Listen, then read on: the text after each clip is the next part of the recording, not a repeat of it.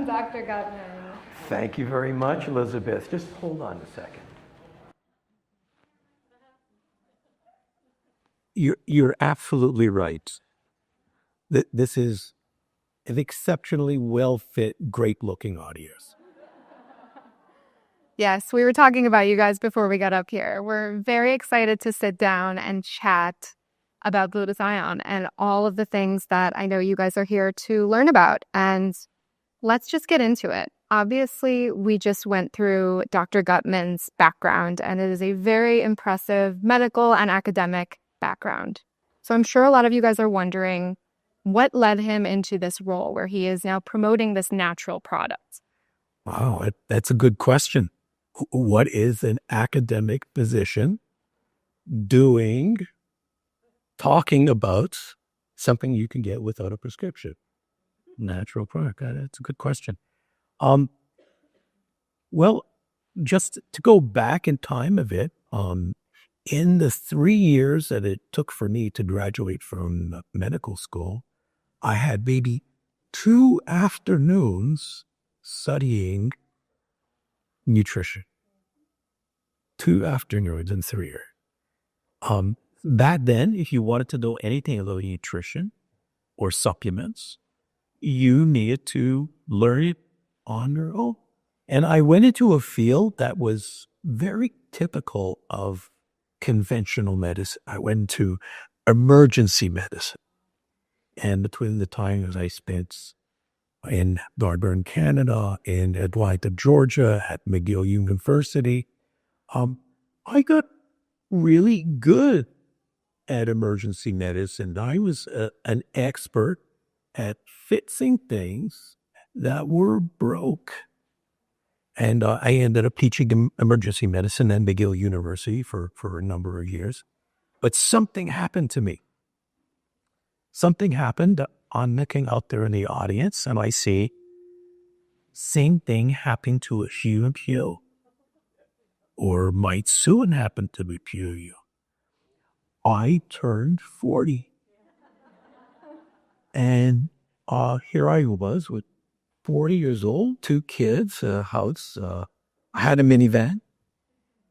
And emergency medicine is kind of like professional sports. So you're 40 years old, find something else to do because it's just too stressful and demanding. So I figured I become an expert at fixing things that are broke. Why don't I focus on preventing things from getting broken in the first place? Which at that point in my life made a lot more sense. So I went into family medicine. And I found myself all of a sudden being locked in a room with a single other person who had the audacity to ask me questions. See, in the emergency department, people are either too tongue-tied or too drunk to... And these people are asking me things like, Dr. Gutman, I'm 60 years old. What kind of exercise should I be getting? Dr. Gutman, I've been putting on weight. What kind of diet should I take? And Dr. Gutman, I'm feeling tired. Can you tell me about supplements? And my answer to them was, I shrug my shoulders. Let me tell you something about doctors. One thing doctors hate, almost more than anything, is being stupid. And how many times can you shrug your shoulders before your ego takes a beating? So I took it upon myself to study vitamins, to study supplements, to study nutrition, to study exercise. And I was in my office one day pondering all this, and into my office comes this gentleman called Howdy McDappy, a patient of mine. Actually, he doesn't come into my office. He bursts into my office. And Howdy was an ex-Golden Gloves boxing jockey. So when he bursts into your office, he demands a lot of attention. And Hattie's all sweaty and bug-eyed and saying, Dr. Gutman, I've discovered something that is going to slow down the aging process. It's good for Alzheimer's. It's good for diabetes. It's good for cancer. It's good for lung disease. It's good. And I went, whoa, Hallie. I went, whoa, howdy. I thought that would get a bigger laugh in Texas. Whoa, howdy. It sounds like you're reading off a can of snake oil. How can one substance possibly have all those clinical indications?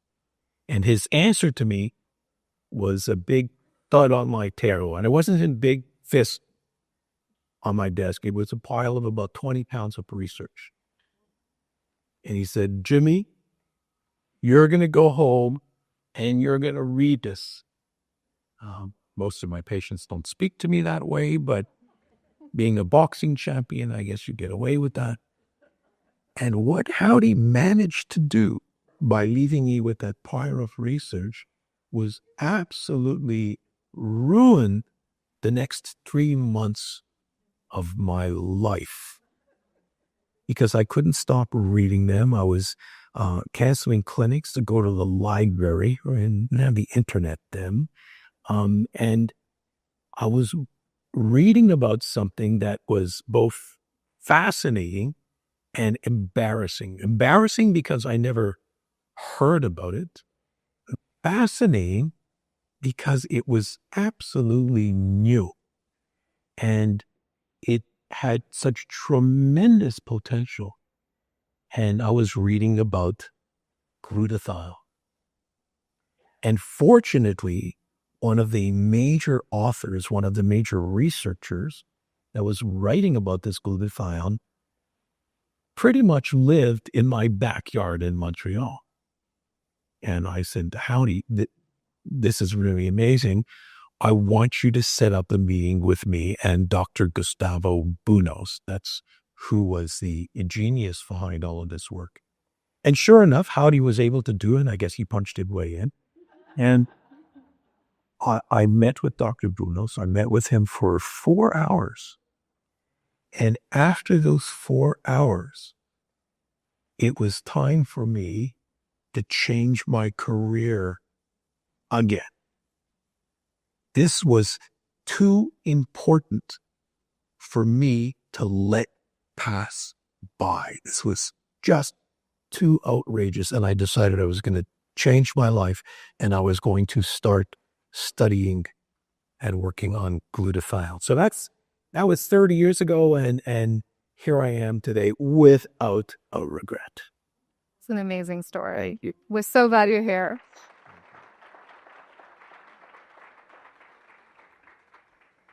So obviously you have gone on to really become an authority on glutathione in the space. Yes. Can you talk a little bit more about something that I talk a lot about on my podcast is finding our purpose, right? And it seems like when he came into your office and threw that book on your desk, something ignited inside of you. There was a different level of passion and interest than, what you had currently been experiencing. Can you talk a little bit more about how you knew you had found your purpose? Well, my purpose was twofold. One was to really run with this new concept of raising glutathione. This was absolutely going to change the way medicine was being practiced, and it has. But the other thing that was really, really dear to me was to take this whole field of supplements and bring it into the modern world. And by modern world, I mean by the acceptance of physicians, researchers, and doctors. And the only way to drag this field of nutritional supplements into science was through research. And so I wanted to make the field of natural medicine more credible. And that was going to be through research, which we have at Immunotec been doing for 30 years now. And so I've made a little bit of inroads that way. Yeah. Can you share with the audience what your exact role is now for those that don't know? I am a consultant to Immunotec, which makes a product called Immunocal, which raises glutathione. And my role over the last 30 years is constantly evolving. Right now, I'm called the chairman of the Scientific Advisory Committee, which is the role that they give to older people. You take it a little bit easier, but be there as a consultant role to many of the other things that are going on at the company. So I advise on product development. I will invent new products. I will oversee a lot of the research done on glutathione and Immunocal, and for moral support. Ah, you wear all the hats. Okay, for the person in the audience that doesn't know, let's get into kind of the glutathione 101. So what exactly is at its core glutathione? Glutathione is the most important substance in your body that you've never heard of. And not a lot of people are aware of glutathione, but it is essential to life. And it appears in each and every single cell of your body, not just in your body, in all the cells of all of the mammals we know of all the animals we know of, birds, fish, insects, plants, all of life has glutathione in their cells. So if it is so prevalent and important, why is it that it's not something that people are really talking about? So you asked, why don't more people know about it? And certainly when I started 25, 30 years ago, I would give a lecture to a group of doctors, and most doctors at that point wouldn't know about it. But now there's been a real shift over the last 2 years. I'm going to talk to you about a website called pubmed.gov, as some of you may have heard of. It is a website put out by the National Institutes of Health, and it contains all of the publications printed in medical journals and peer-reviewed journals. So anybody that wants to know the original research done by scientists and researchers, they go to PubMed. Researchers are on PubMed every day. Doctors that do research are on PubMed frequently. Most scientists are on PubMed all the time. There are over 200,000 articles available on PubMed on the topic of glutathione.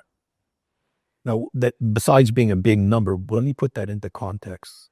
When you look up vitamin C on PubMed, you'll find maybe 70,000 articles. When you look up vitamin E, you'll find maybe another 40. So understand this, there are more articles written on glutathione than on vitamin C and vitamin E put together. So this is certainly in the hands of doctors now, and doctors are much more familiar with glutathione now, but this information is now making its way into the general public. And in the past couple of years, I'm seeing hundreds and hundreds of websites, for example, that talk about glutathione. And we're on the cusp of something really huge. We're on the cusp of everybody finding out the benefits of glutathione. Well, we're very excited to hear about those benefits. So can you speak a little bit about the major roles of glutathione? I know that there's this acronym called IDEA.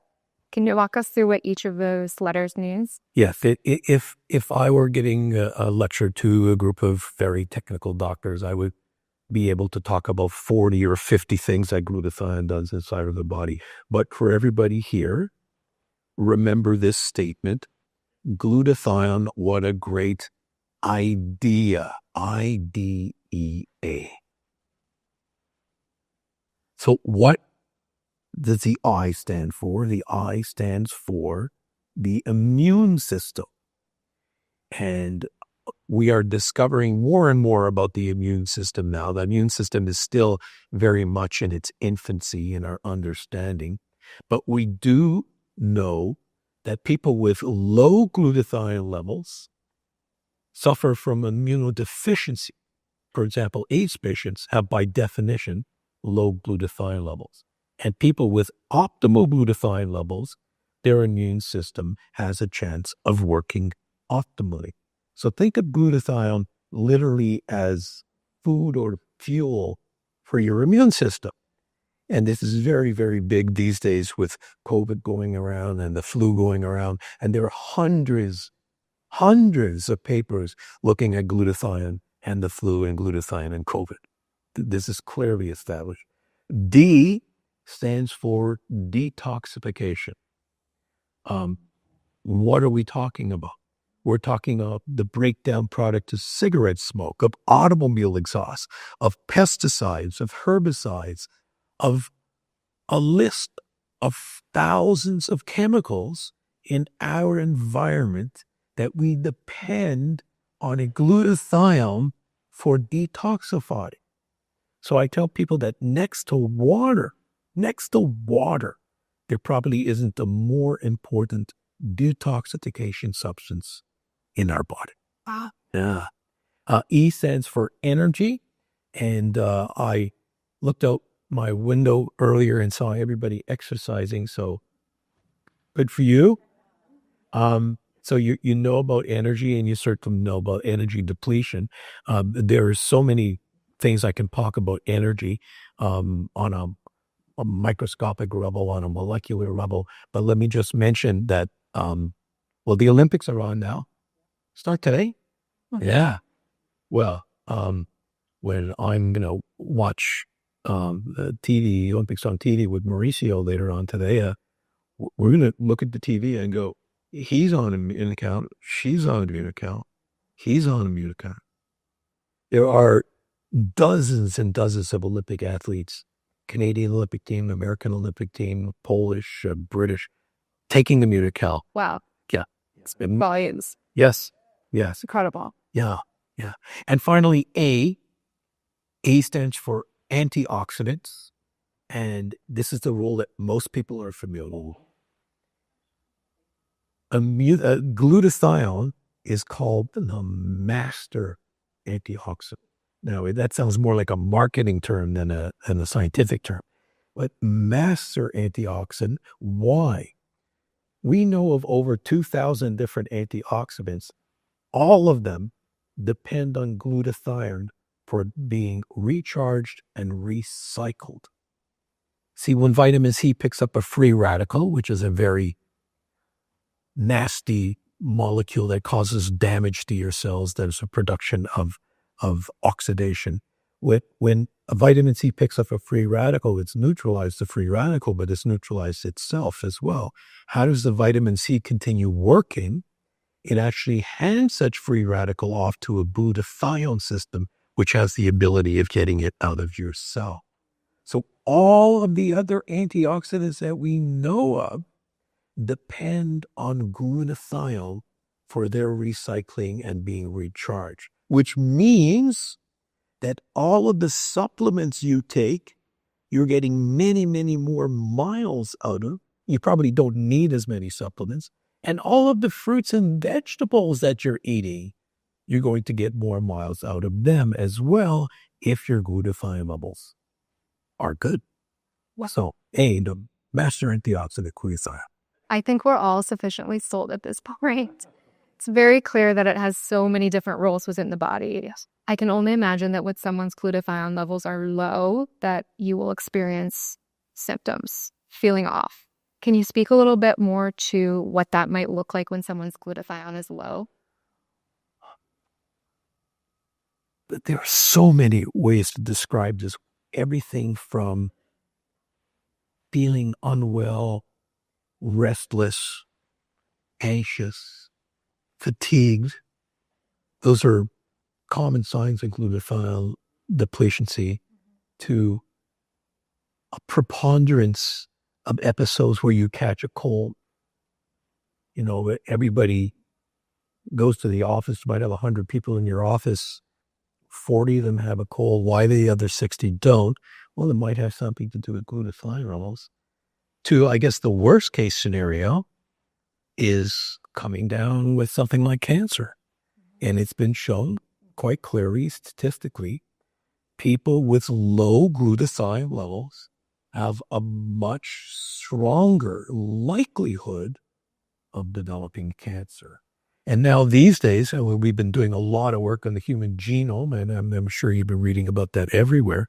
People who have genetic deficiencies in glutathione are much prone to the development of cancer, of lung disease, and other ailments.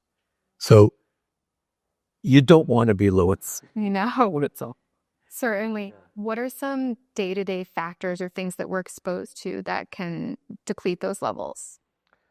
Well, there's one disease that all of you are suffering from. And I hope you suffer from this disease for a long time.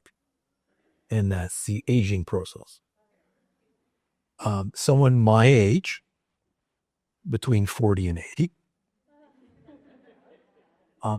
I've lost 10% of my glutathione every decade, which means if I wasn't doing anything about it, I could be half of my glutathione gone. So the older you get, the lower your glutathione levels become, unless you are aggressive repleting it. But when you measure glutathione levels as people who are like 100 years old, you look at these centenarians, you find that they have high glutathione levels. But what's going on? Levels are dropping. But if you measure it in 100-year-old patients, their glutathione levels are falling. And guesses? Diet. The woman said diet will definitely help. But the real answer is that's why they're 100 years old. Because they had the genetic ability to maintain high glutathione levels. And their friends and their enemies that didn't no longer are on this world. This is natural selection at its finest.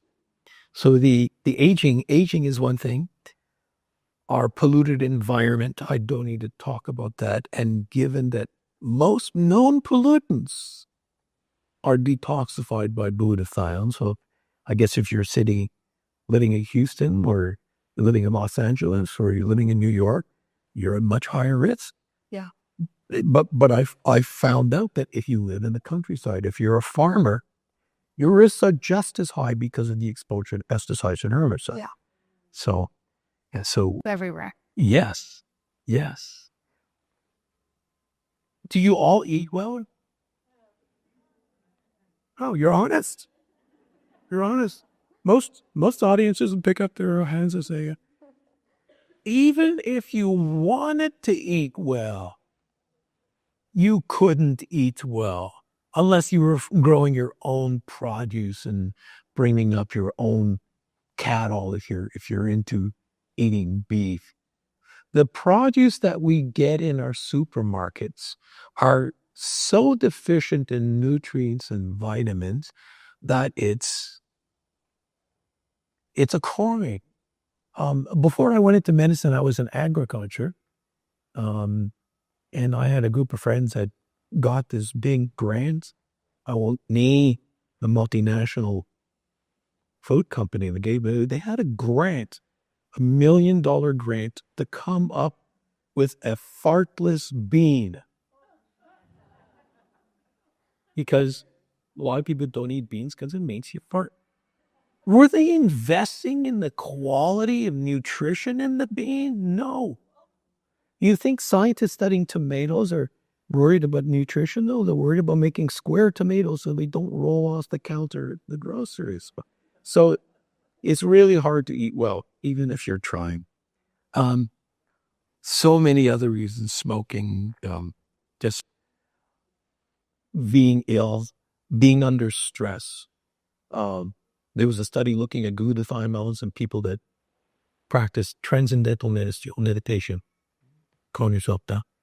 The people who practice transcendental meditation had higher glutathione levels. Why? Because they had less stress. Stress. So the big one. The big one. I taught you about it a lot on my podcast. So there you go. Okay, if someone is suspecting that their glutathione levels might be low, can they go to the doctor and simply test for it, or are there other markers they should be looking for? Is there a glutathione test? There are many tests available online for $30 or $40, but don't waste your money. Don't waste your money. When we do glutathione testing in our studies, we get fresh blood. We spin it down in a centrifuge. We extract the white blood cell layer, and we measure the glutathione levels inside of the white blood cell. And furthermore, we measure oxidized glutathione and reduced glutathione and do a ratio between them. This is an extremely arduous and expensive methodology, which right now probably will cost you at least a couple $100. When you see glutathione tests being offered online, what are they anyways? Are they plasma glutathione? Are they serum glutathione? Are they red blood cell glutathione? All of which are not where you want to be looking. And is it actually glutathione that they're looking for? And are they looking at the glutathione of oxidized and reduced ratios? So I'm getting a little bit technical. The answer is it's really hard to get a glutathione level. Yeah. My rebuttal is, why would you want to take a glutathione level? Because glutathione levels will fluctuate even during the day. For example, when do you usually notice that you're feeling cold? It's usually you wake up in the morning. Oh God, you're going to get sick today. Why in the morning? Because your glutathione levels drop overnight. So wherever your glutathione levels are during the time of day and after whatever meal you've eaten to do your blood test, doesn't matter. You need to be keeping your glutathione levels up all the time. Makes sense. And especially if they're fluctuating throughout the day. It sounds like it's how it's starting to get a gauge on it. Absolutely. And also with aging working against us, it seems like we can assume that they're probably going down with time and we should be supplementing in some way. We can assume that quite correctly. Are there glutathione-rich foods that you could recommend for people? So the question is, are there foods that have glutathione in them? There are glutathione-rich foods, but eating glutathione doesn't work that well. You want to eat foods that have proteins that contain the building blocks to make glutathione. Some of those foods are, for example, cruciferous vegetables. Okay, so like broccoli, but you'd have to eat enough broccoli whereby the environmental exposure of your spouse during his or her sleep would be toxic. Eggs, but they need to be raw eggs, because when you cook these proteins, they change their natural shape. They may have good nutritional value, but they've lost their biological value to raise glutathione. So eating raw eggs, there's some danger with that. Fresh milk, I'm not even sure whether you can buy fresh milk these days or how available is that. But fresh milk, again, has some dangers with contamination with infectious disease. Plus, you're getting a lot of lactose. You're going to be getting a lot of fat. May not like that. Mm-hmm. Raw meat. If you like your steak blue on the inside. Yeah. And of course, you're probably eating meat as well. So yeah, there are precursors in foods, but the biologically active precursors are difficult to get from our everyday diet. Okay, so the word precursor I think is really important for us to touch on here, because as I was doing my research about glutathione, I was very shocked I think especially because there's so many products out now and ads for things that are not necessarily a precursor. Can we discuss why it is so important to have a precursor to glutathione rather than just taking glutathione in its whole form? That's probably the most important question that we're going to look at today.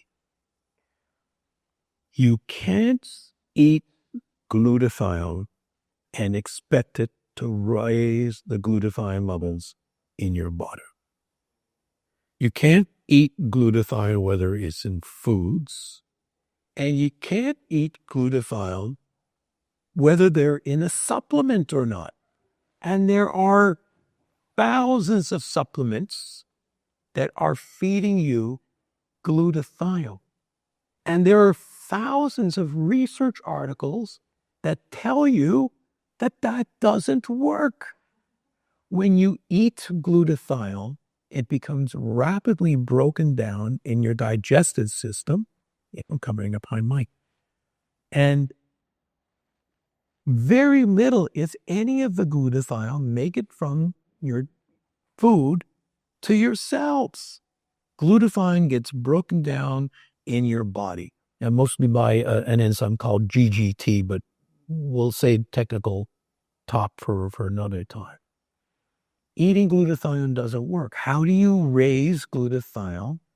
Remember, glutathione is found inside of your cells. So you need to feed your cells the building blocks or specific nutrients that your cells use to make glutathione. It's that simple. And these specific nutrients or building blocks we call precursors. So to raise glutathione levels, you need to eat glutathione precursors, not glutathione. And there are drugs that supply glutathione precursors. And of course, there's Immunocal. Yes. That leads us beautifully into the Immunocal conversation.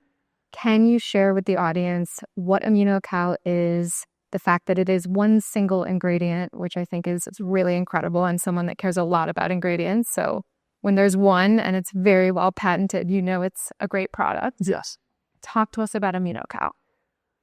Immunocal is defined as a specially prepared whey protein isolate. So it's made from whey, which comes from milk, comes from mother's milk. Are there other wheys on the market? Whey is a very popular supplement, and I'm sure many of you people that work out are also taking whey proteins for your nutrition. And the whey protein itself is a fantastic source of nutrition. It's a fantastic source of amino acids, and it's a very clean, isolated product.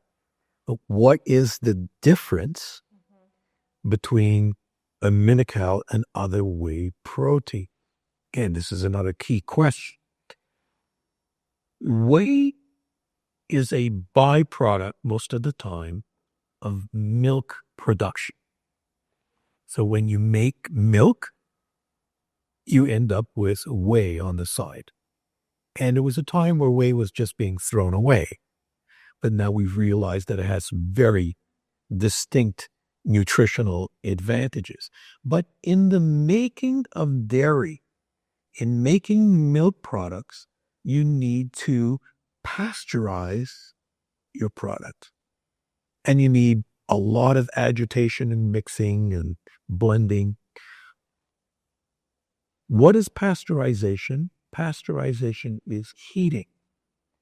If you heat certain proteins, they change their three-dimensional shape. This is something that we call denaturization. A denatured protein has its shape changed because it's either been heated up or mechanically agitated. The vast majority of commercial whey proteins, whether they're concentrates or isolates or just whey proteins, are pasteurized and mechanically agitated. And they come in beautiful forms where you just put them into liquid, you put them into water, and they dissolve instantly. And you know right away that they have been denatured. Immunocal, for example, if you put it into water and it floats on top of it, it's a little bit difficult to mix. It takes a bit of effort. We have developed a way to extract these glutathione precursors from milk in order to maintain the three-dimensional natural shape of this protein. This is as natural as you can get. This is why regular milk doesn't have any glutathione precursors. This is why only raw eggs and not cooked eggs don't have glutathione precursors. So we're able to deliver something called bonded cysteine, which is a specific amino acid. Bonded cysteine is different from regular cysteine. You can find cysteine supplements. They don't raise glutathione. Bonded cysteine is the cysteine that's part of a larger protein that's undenatured. So it sounds like a bit of a technical answer, but that's why Immunocal works and other whey proteins don't work. So is it fair to say if you're using a scoop of generic protein powder in your morning smoothie, that is not creating, it's not a precursor for glutathione in your body?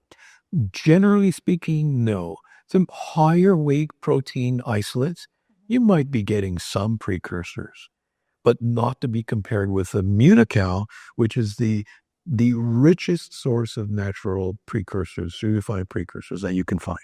And for the person that might be taking a liposomal glutathione, which I'm curious if anybody in here is. It's okay to admit, we want to know. Okay, how does, obviously that is directly glutathione. I assume it's raising glutathione temporarily in the body, or is it not even at all? Liposomal glutathione is a glutathione molecule that's wrapped up in a fatty layer. And this fatty layer is supposed to protect the glutathione from being broken down, both in the digestive tract and in the bloodstream. Does it? No. The entire, this is where I get a little emotional. This is me mad.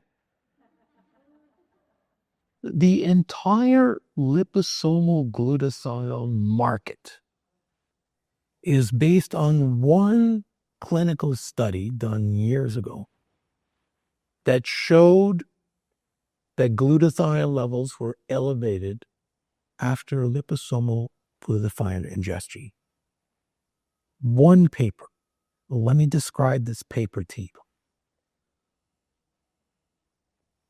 Number one, it was done in two groups of 6 people. 6 people. Not 100, not 1,000, not 100,000. 6 people. And they gave them 2 different doses of liposomal glutathione.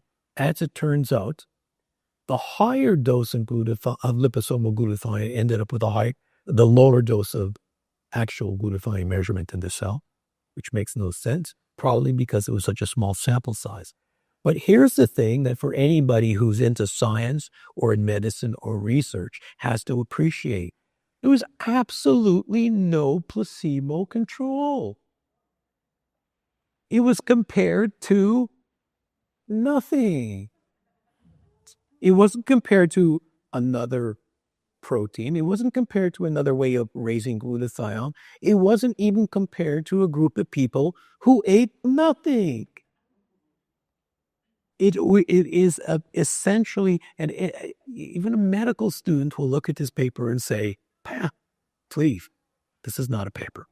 The whole industry is based on that one paper. But they've been very successful in marketing.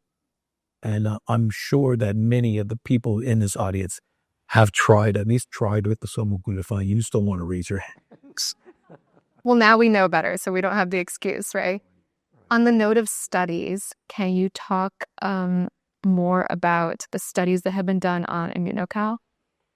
So we mentioned at the beginning of the talk that one of my objectives was to see natural products be brought up close to the status where doctors and scientists and other very skeptical people can begin to accept them.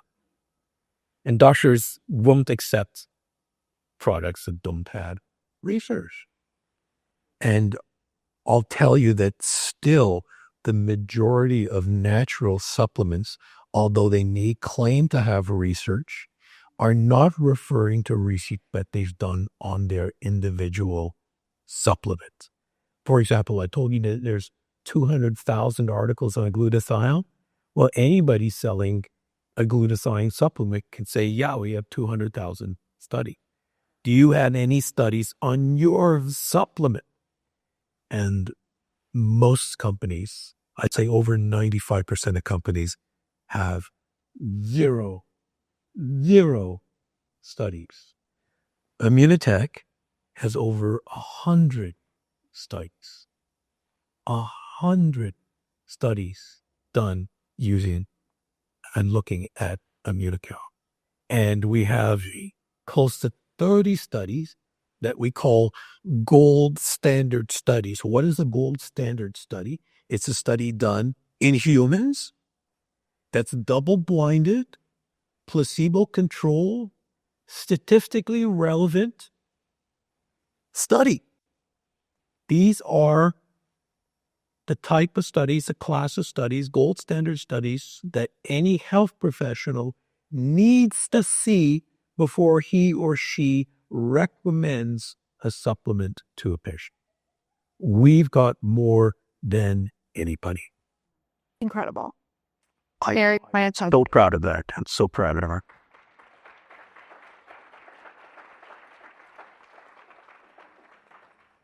If there is one thing that you would like our audience to take away today from this conversation about glutathione, what would that be? I think that time goes on and we recognize more and more about the benefits of glutathione. Right now, every month I see another 5,000 articles written on glutathione. Once the general public starts to appreciate these benefits, people will be raising their glutathione levels as commonly as they take a multivitamin in the morning, as commonly as you brush your teeth. This is coming. As we look to the future, what excites you the most about the research that's happening in this space? I think the next big area that science is going to uncover is the role that the brain plays and all the biochemistry and things related to brain function, including physical and physiological and philosophical and emotional inputs that the brain has. And as we start to understand the brain better, again, there are just huge research teams now looking at the role of glutathione in brain function. And there are ways of measuring glutathione by looking at a live living brain using specifically well-tuned MRI machines. So we can measure glutathione levels in the brain. It's a very rare, very expensive thing to do. But as that becomes common, well, then we'll really make strides and bounds. Well, we're very excited to follow along with that and have you translate it to us. Okay.